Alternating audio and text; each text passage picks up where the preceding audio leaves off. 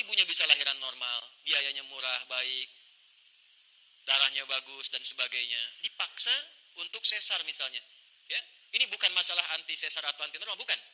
Yang dimaksudkan kalau ada kemudahan untuk orang, mudahkan, jangan dipersulit. Termasuk dokter lain juga begitu. Catat ini ya, awas nih, SPOG kalau ditarget sama rumah sakit tertentu atau hal tertentu hanya untuk memenuhi kebutuhan obat, target ini terus melukai orang, itu dosanya luar biasa, itu haram hartanya itu yang dimakan.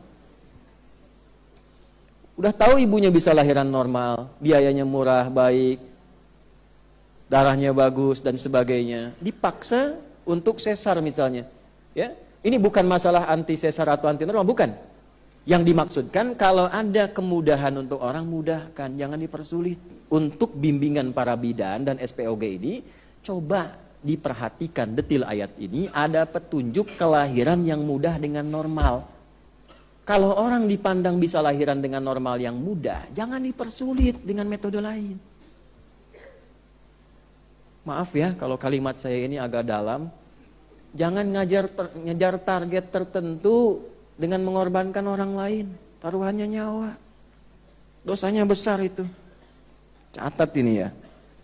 Awas nih, SPOG kalau ditarget sama rumah sakit tertentu atau hal tertentu hanya untuk memenuhi kebutuhan obat, target ini terus melukai orang, itu dosanya luar biasa, itu haram hartanya itu yang dimakan. Udah tahu ibunya bisa lahiran normal, biayanya murah, baik, darahnya bagus dan sebagainya, dipaksa untuk sesar misalnya, ya, ini bukan masalah anti sesar atau anti normal, bukan. Yang dimaksudkan kalau ada kemudahan untuk orang, mudahkan, jangan dipersulit. Termasuk dokter lain juga begitu.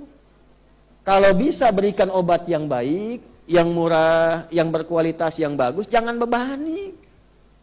Masuk yang punya rumah sakit tuh, orang nggak nginep disuruh nginep. Diatur visitnya, padahal bisa visit jam segitu, visitnya tengah malam. Saat kuntilanak bertebaran dia datang tuh.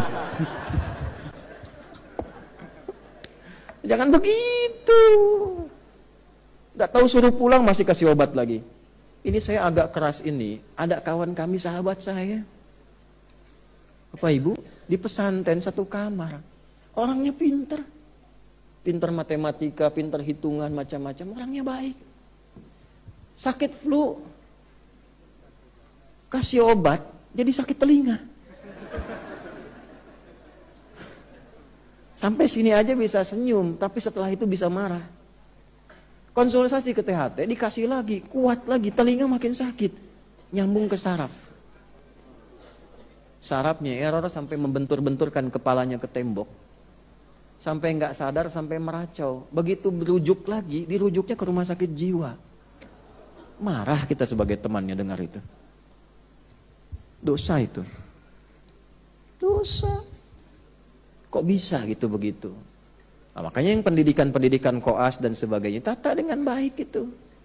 Nanti kalau terlalu ditekan dengan cara yang tidak baik, melahirkan dokter-dokter yang tertekan juga pada akhirnya. Nah, rumus tekanan di fisika itu banding lurusnya dengan gaya, di hukum Pascal itu. F berbanding lurus dengan P. Semakin banyak gaya, semakin banyak tekanan. Gitu. Ya, pola hidup, ini maaf ya saya cerita begini, karena ini bukan nafas Quran, apalagi mengaku muslim, nggak bagus. Ditanya kutilal insan, kok kamu bisa jadi begitu?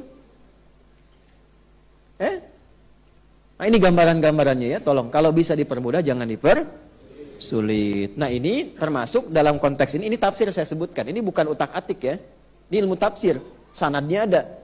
Maka yang pertama tafsirnya tsummas sabila yassara, bahkan aku mudahkan jalan lahirmu ketika engkau kurawat dalam kandungan ibundamu supaya engkau tumbuh menjadi pribadi yang lebih baik.